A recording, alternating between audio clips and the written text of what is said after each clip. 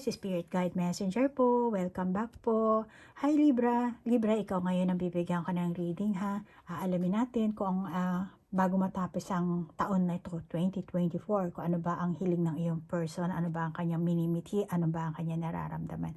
And then, Libra, kapag nag-manifest kayo, kailangan yung thoughts nyo, yung inyong isipan, yung kilos nyo, yung visualization nyo, at yung inyong motion. Kasi ang inyong thoughts ang electrical, ang inyong motion ay magnetic. So kailangan yung emotion mo, mararamdaman mo yan sa puso mo at dalhin mo sa puso mo yan para kasi yung puso natin yan ang nagpo-produce ng electromagnetic field, at doon lang magma-manifest yung iyong ginagawang affirmation, yung positive statement na ginagawa mo.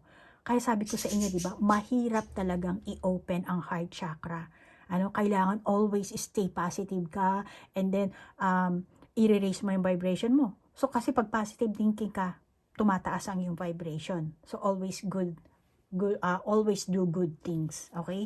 Iwasan mo yung mga malalaswang pananalita, mga negative na pananalita. Iwasan mo yung mag-bash ka ng mga tao, yung pangit na sasabihin mo sa isang tao, wala namang ginagawa sa iyo ang isang tao, or dahil sa inggitera ka, gusto mong i-down yung isang tao, negatibo yan. Kaya malamang na hindi na kahit na sabihin mong gumagawa ka ng affirmation, positive statement, pero yung kinikilos mo naman negatibo, so hindi match. Kaya talagang hindi magmamanifest yung mga gusto mong mangyari.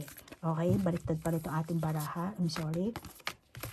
So, ganun yan ha, Libra.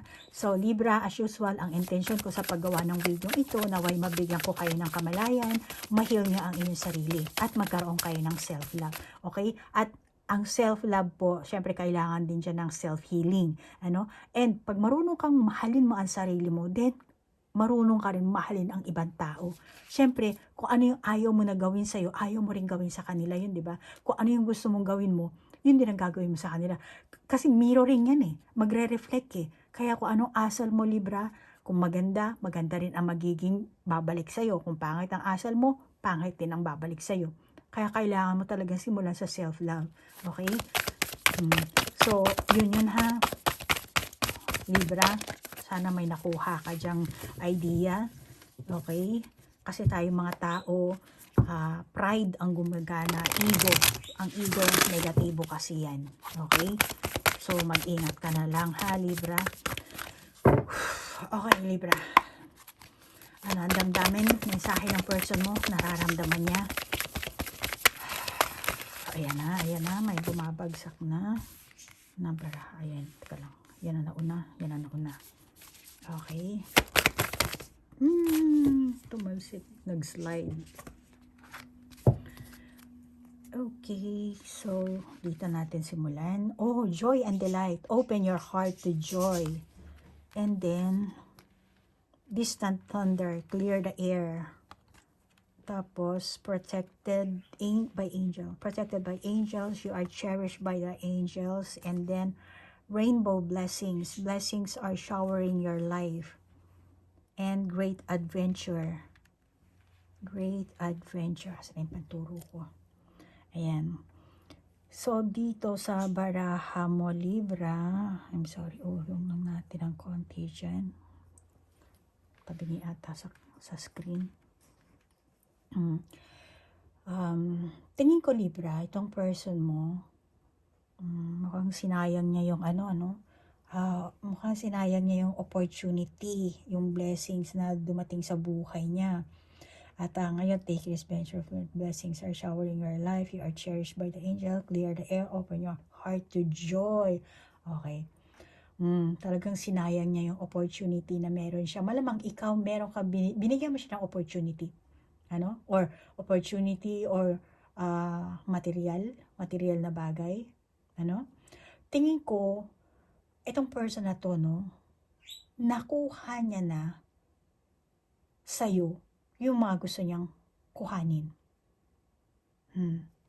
Meron siya hinangad sa buhay na before hindi niya matamo-tamo, then parang nakuha niya yun sa'yo, Libra. Meron siyang nakuha sa'yo, Libra, na tingin ko mukhang doon siya nag-level up. Doon siya nakaramdam ng saya, nag-level up yung kanyang pag-uugali, estado sa buhay, edukasyon siguro, nag-level up yung kanyang image, pananamit, maraming sari-sari, kayo na bahala mag-adjust. Maring career, estado sa buhay. And tingin ko naman sa Libra, ikaw ang Librang mapagparaya. Nagbibigay kasi mahal mo eh.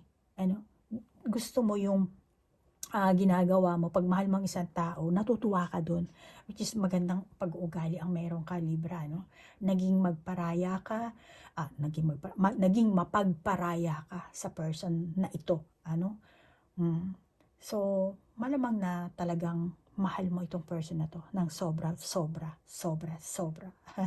Halos lahat na lang siguro ipagkaloob mo dahil yun kaya open heart ka dito.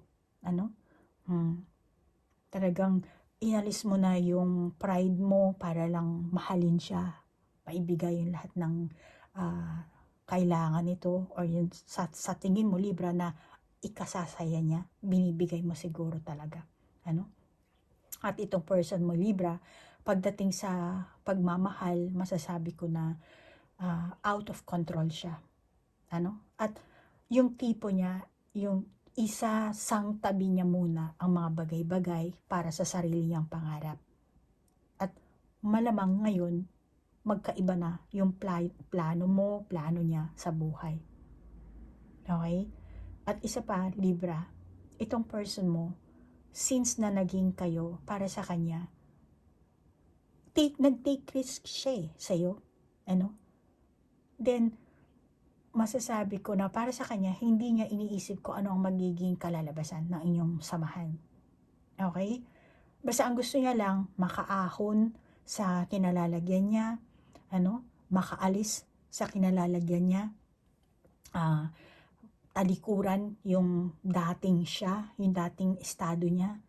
Siya rin mismo, hindi niya alam kung ano ang napagdesisyonan niya, sa pakikipagrelasyon sa'yo. Parang bigla-bigla pinagtagpo kayo ng panahon.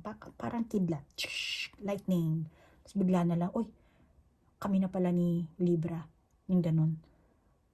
So malamang na ikaw, Libra, ikaw ang nagbigay sa kanya ng magandang buhay, magandang opportunity, magandang karanasan. At masasabi ko, Libra, itong person mo, masasabi kong naging aggressive din siya. Naging aggressive ito sa'yo. Maaaring nagpapansin ng lubos-lubos sa'yo para magustuhan mo siya, para mapansin mo siya.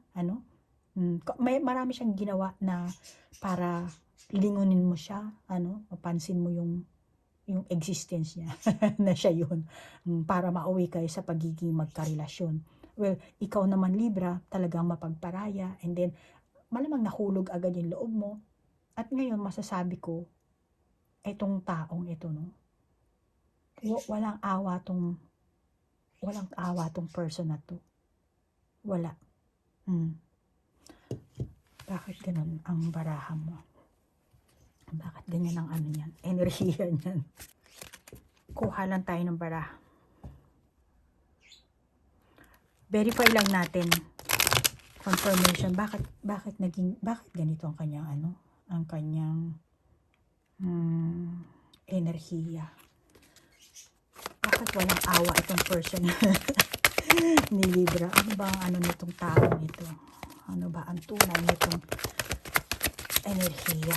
Anong tunay na enerhiya ng person ni Libra? Enerhiya. To be fair, and then higher power, chop wood. Okay. A change in the wind. A change in the wind. Parang may bandera. Okay. Una, Libra, ang person mo, masasabi ko na sa ngayon ha, ang tunay na nararamdaman niya sa'yo, sorry ha, ayokong baka masaktan ka. To be fair, sinasabi ng baraha, to be fair, which is, yung etong timbangan, medyo may konti, tas eto, parang dinala na ng cloud. So, to be fair, and a change in the wind, fork in the road, hindi ka na niya mahal, Libra. Hindi ka niya na mahal. Wala na siyang nararamdaman na init ng katawan sa'yo. Wala na. Tinaboy na ng hangin. Tinaboy na ng ulap. Nalilito na siya. Kung dito ba siya, dito ba siya. Oh, okay. Mamaya, may additional ako pero hahanapin ko muna dito. Okay. So, wala na siyang nararamdaman na init na katawan sa'yo, Libra. Malamang na kapag wala ka sa tabi niya, Libra, meron siyang ibang hinahanap. Or masasabi ko na naghahanap siya mismo ng third party. Yes, tama talaga ang ko. Kasi, pagkaharap ka, parang malinis yung maaliwalas. Pero pag wala ka, dito siya, dito siya, dito siya. Ang daming arrow kung makikita mo. Malamang na naghanap to ng third party. Siya mismo ang naghanap. Hindi siya nilapitan. Naghanap siya. Naghanap siya sa iba. Bakit? Kasi wala na siya nararamdaman na init ng katawan sa'yo. Wala na siya nararamdaman siguro na talagang totaling pagmamahal. Meron siyang ibang hinahanap. Kaya siya na mismo ang naghanap ng, kumbaga sa madaling salita, nag-flirt ito sa iba. Tingin ko itong person mo, hindi niya sinasabi sa iyo yung totoong pagkatao niya, yung totoong nararamdaman niya. Hindi niya sinasabi sa mismong kung sino man yung pinasukan niyang third party. Hindi niya sinasabi na, for example lang Libra, ako may asawa ako, ganyan, may anak na ako. Hindi niya tinago niya yung kanyang identity. Hindi niya rin sinabi ang kanyang tunay na kabuhayan, kung bakit napunta siya sa estado ng buhay niyang yan. Hindi niya rin sinasabi. Tinatago niya. At kung paano siya nabubuhay, kung paano siya, let's say, kung anong trabaho niya ngayon, kung anong kinalalagyan niya, hindi niya sinasabi yan. May sabihin man siya, malamang na nagsisinungaling itong taong to. Kaya tingnan mo, yung higher power, saan ba nanggaling niya, tinatago niya? Ayan, tinatago ka niya dito. Parang pinapalabas niya, siya yung merong kakayahan, siya yung mayroong pera, siya yung maganda yung kanyang estado, which is, hindi. Ikaw, Libra, ang nagbibigay sa kanya ng magandang estado ng buhay. Pero tinatago niya yun. Dito sa third party na to. Kaya nagsisinungaling itong tao to. At isa pa, tingin ko, nagyayabang ito. Nagyayabang, nagmamayabang, panigurado. Hindi niya rin sinasabi kung saan nanggagaling yung, kung saan siya galing na pamilya, yung ganun. Kung ano ang kinalakihan niya. So, sa madaling salita, nagbabalat kayo ito. Kasi pride niya to Libra. Ayaw niya na maging maliit ang tingin sa kanya ng tao.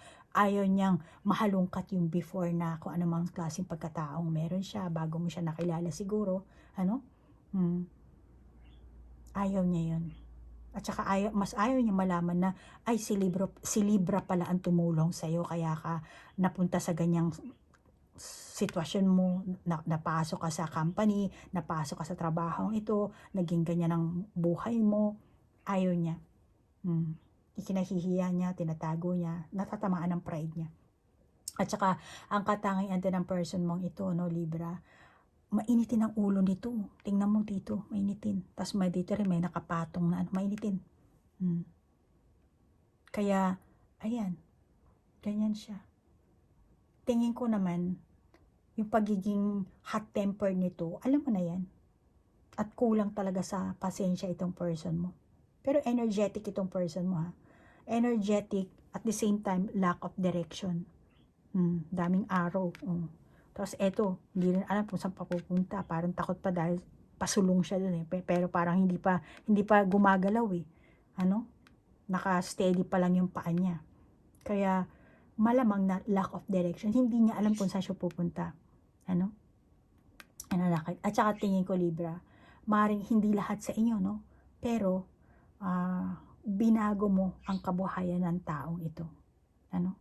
Kaya meron siyang na-reach na certain point siguro ng estado ng buhay niya, kabuhayan niya, at doon lumabas ang kayabangan niya.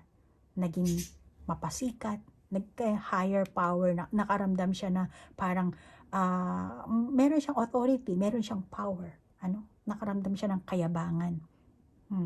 Pero hindi niya alam, kung hindi dahil sa Libra, hindi siya makakatungtong sa ganyang bahay, hindi siya makakapanamit, hindi siya makakabili ng ganyan. Hindi niya, actually, tinatago niya yun sa ibang tao. At kung tutuusin Libra, itong person na to, disorganized ang utak ng taong ito. Malamang ikaw ang nagtuturo sa kanya ng mga bagay-bagay, ikaw ang nagbibigay sa kanya ng idea, ini-educate mo siguro siya, kung ano ang gagawin niya sa buhay, pakikisama sa mga tao, sa mga pamilya mo, pamilya niya, sa mga kapatid niya, sa co-worker niyo. Hindi ko alam kung magkasama ba kayo sa trabaho, yung iba sa inyo, or baka ikaw lang ang Libra, yung sa mga co-worker mo, sinasama mo siya para makilala, yung ganun ba? So, sa madaling salita, Libra, itong person na to, inabuso ka nito. At ang tunay na damdamin ng person mo, alam niya na mahal mo siya. Alam niya na patay ka sa kanya. Kaya, kung ano sasabihin niya sa'yo, siya parang, susundin ako ni Libra. Kung ano hihingin ko, gagawin ni Libra. Susunod ka, bibigay mo. At tingin ko naman talagang binibigay mo. Nagpaparaya ka. Kasi nga, yun ang yun ang gusto mo mapasaya siya.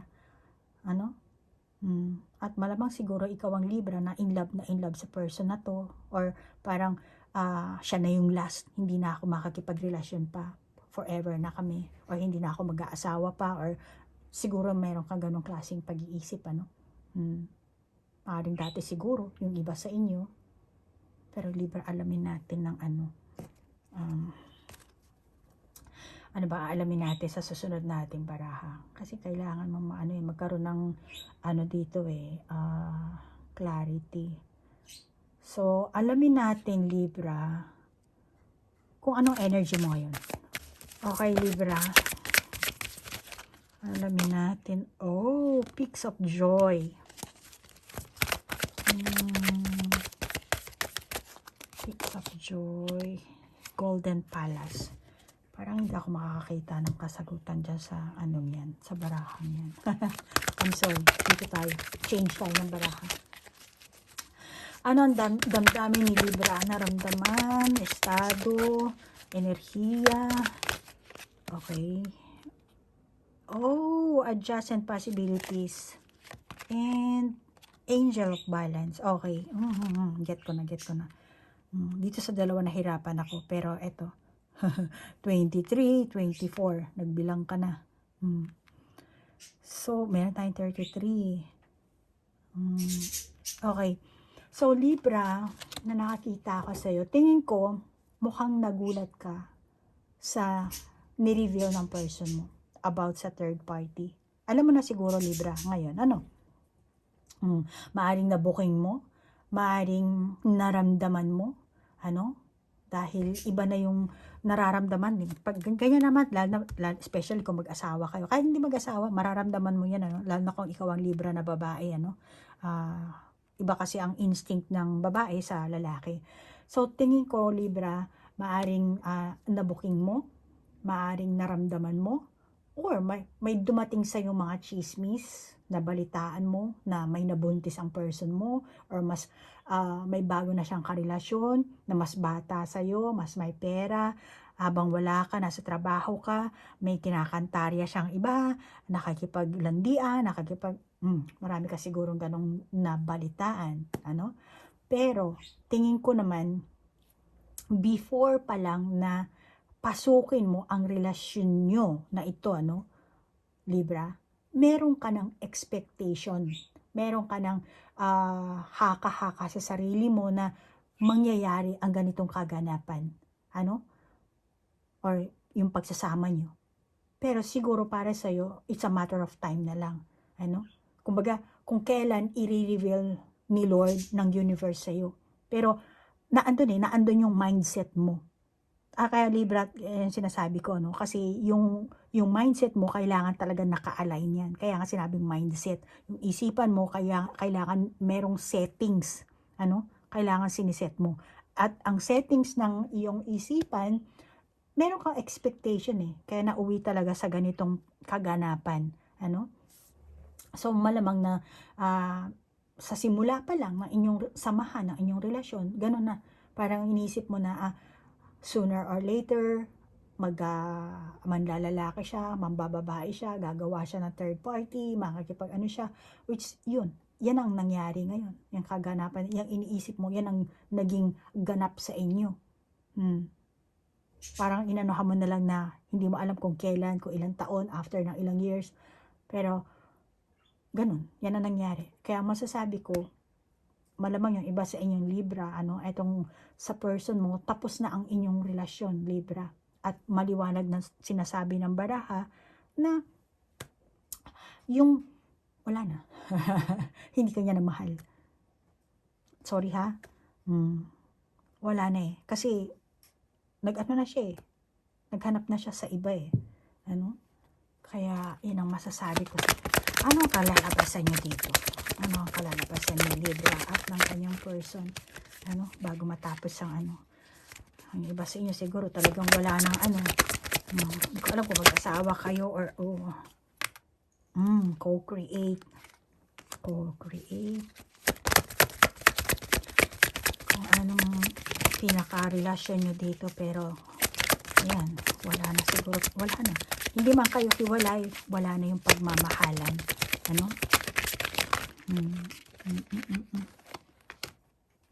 Yan.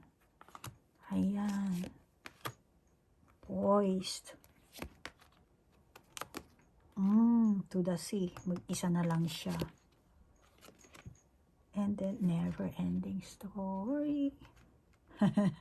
Ayan. Kalalabasan niya dito. Itong person mo, kahit paano pang gawin mo, Libra, nakikita ko naman na mayroon naman siyang kahit papaano, Libra, nagpapasalamat siya sa mga binigay mo sa kanya, nagpapasalamat siya sa masasabi kong tulong na binigay mo sa kanya, and kahit ano pa Libra,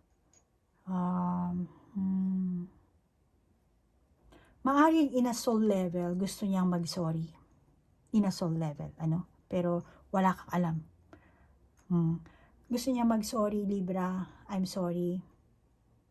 Pero in physical level, may rason siya. May rason siya. Okay? Para sa kanya, Libra, alam mo naman na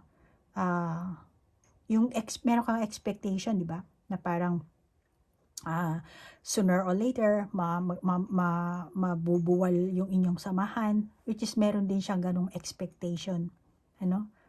Pero nung una, hindi niya iniisip yan eh, kasi meron siyang dreams, meron siyang, parang focus lang siya sa mga magandang sitwasyon na meron kayo. Ngayon, hindi naman sa nagising siya dito, or parang mas more on gusto niyang pakinggan ngayon yung sarili niya. Yung gusto niya. Okay? Pero nagsasorry siya. Nagsasorry yung kanyang soul. Pero, yung buhay natin dito sa matrix, in a physical level, may rason siya. For example, lang to, Libra. Gusto niyang magkaanak. Yung mga bagay na hindi mo maibibigay sa kanya. Yung malamang na, yan ang sasabihin niyang rason. Bakit, Libra? Kaya mo ba akong bigyan ng anak? Bakit, Libra? Kaya mo ganito? Bakit, Libra? Yung alam niya na from the beginning pa lang na hindi mo kayang ibigay sa kanya, yun ang gagamitin niyang rason. Libra, kung nais mong makipag-ayos sa person mong ito, bago matapos itong year 2024, or kung gusto mo na magsalo kayo sa Pasko, tingin ko, hindi siya papayag. Hindi siya papayag. Unang-una, tulad ng sabi ko kanina, in a soul level, oo, nagsisisi siya. Sorry, may guilt siya nararamdaman. Pero sa physical na mundo, makikita mo siya harap-harapan. Dahil sa mundo natin, Libra, nasa mundo tayo ng ego. So, wala na siyang balak makipag-communicate sa'yo, makipag-ayos, makipagbalikan. At alam din niya na may mga mawawala sa kanya. Yung mga importanteng tao, bagay, connection, alam niya yun. Pero wala siyang magagawa. Parang paninindigan ko na itong ginawa ko. Alam niya pag ikaw, Libra, na wala ka sa buhay niya, malaki ang mawawala sa kanya. Baka ikaw ang Libra na maraming connection, talagang dahil sa'yo, nagbago ang buhay ng person na to. Pero, pinag-iisipan din niya yan, Libra. Sa ngayon, ang puso niya, kumbaga, wala na, nabihag na ng iba. Sa iba na dumadalo yung kanyang may mahal na siyang iba. Sorry ha, maingay ng ambulansya. Kaya, hindi mo na siya makakausap ng tulad ng dati. Libra? Yan ang sinasabi ng baraha. Hindi mo na siya makakausap ng dati. Kung naghahangad ka na magiging sweet siya sa'yo, no, hindi na. Ano pa ba, Bigyan mo pa nga ako ng additional na baraha dito. Oh, ayan. Yes, Libra. Yes. Lumalabas talaga sa baraha. Wide open. And Spirit of Place. So, sinasabi sa ng baraha dito, Libra, kahit na kausapin mo siya, mag-usap kayo, or kahit na, kumbaga, magmakaawa, alam mo yun? Magmakaawa ka, at kasi ang tanging gusto niya lang ngayon, parang, huwag ka nang maghabol, huwag mo nang pilitin na ibalik natin yung dati, at kapag naghabol ka, Libra, or nanggulo ka, nagwala ka, or susumbatan mo siya, marami siyang nakahandang masakit na salita na ibabato niya sa'yo, igaganti niya sa'yo. Hindi rin siya magpapatalo kahit na, Libra, kahit na alam niya na siya ang mali, kahit na siya ang kumbaga garapal lang mga ginawa niya sa'yo, hindi siya magpapatalo. Kasi nga pride, ego to eh. At malamang na ikaw lang, Libra, manghihina ka. Kasi tingin ko, ikaw ay meron pang pagmamahal dito sa person na to, pero siya, wala na siyang nararamdaman sa'yo, Libra. Wala na. Kaya, mahirap, At isa pa, kasi itong person mo, talagang abusive ito. Abusive itong person mo. Kaya, kung papatulan mo to, manghihina at manghihina ka talaga. Mas lalo na ngayon, nag-level up na siya. Nakaramdam na siya na parang kaya na kita kahit wala ka sa tabi ko. Parang kaya ko nang tumayong mag-isa. Parang dahil ko nag-level up to eh, dahil sa tulong mo. Nadagdagan na yung kanyang kaalaman, nag-mature na siguro siya, yung kanyang pagkatao, at feeling din niya na may mga tao na rin nakakaintindi sa kanya. Meron siyang kakampi, hindi siya nagkamali, So, feeling niya, may rason ako para iwanan si Libra. May rason ako para hindi ko kasalanan ng kumaliwa or maghanap, may rason ako. Yun ang yun ang mindset niya, yun ang paniniwala niya, yun ang gusto niyang iparamdam sa iyo. Kaya nakikita ko sa baraha ang outcome niyo dito, Libra. Hindi siya willing makipagkompromiso sa iyo. Like for example, Libra, kung sasabihin mo na patatawarin mo siya, or papatawarin kita sa ginawa mo, ganyan, or dahil sa gumawa ka ng third party, mag-ayos na tayo. Kumbaga, sasabihin mo sa kanya na yung mga pagkakamali mo, ko yan, papadali ko sa tubig, parang wala na. Hindi ako magtatanim ng sama ng loob. Hindi. Para sa kanya, patawarin mo siya o hindi, ang utak niya, ayoko na sa'yo, Libra, period. That's it, that's all. Yan ang gusto niya. Kasi para sa kanya, parang napagod siya eh. Napagod siya. Ayaw niya na sa'yo. Yung samahan niyo, kung tutuusin, hindi na siya masaya. Kaya gusto niya talagang, ang tawag dito, wide open, diba? Tapos eto poise. Gusto niya ng, kumbaga, bagong mundo. bagong, ah, yung wala ka, yung siya lang, ano. Di ko alam kung ilang taon tong taong ito, pero yun ang gusto niya, yung magmula ngayon siya na ang gagawa ng desisyon, siya na ang mag-iisip, ano, at kung ano yung saya niya. Parang kung kukuhanin natin ang mensahe ng baraha in a positive way, parang natuto siyang self-love, ano. Pero para sa Libra, unfair naman kasi magkarelasyon kayo, no? Anong self-love? 'Di ba? Parang gano'n eh. So, yun ang nakakita ako sa baraha. Nakaramdam siya ng pagod kaya gusto niya ng mag-stretch, ano. Pagod na ako sa iyo, Libra, hindi na ako masaya. Kaya Libra, kahit na mag-effort ka na mag-effort, kung ano man ang gawin mo sa kanya, para lang magkabalikan kayo, tingin ko talagang magmamatigas itong person mo. Ano? Kaya ang outcome niyo talaga, malamang yung iba sa inyo, nag-break up na kayo, separation, or ngayon pa lang kayo magkakaroon ng separation, divorce, yung iba sa inyo, no, talagang kailangan nyo ng magdemandahan or talagang legal matter kung mag-asawa kayo, ano, or kung hindi naman kayo mag-asawa, let's say nag-live-in lang kayo, so may kanya-kanya kayong pinundar na mga gamit, so malamang na kailangan nyo talagang pag-usapan ito ng maayos, ano.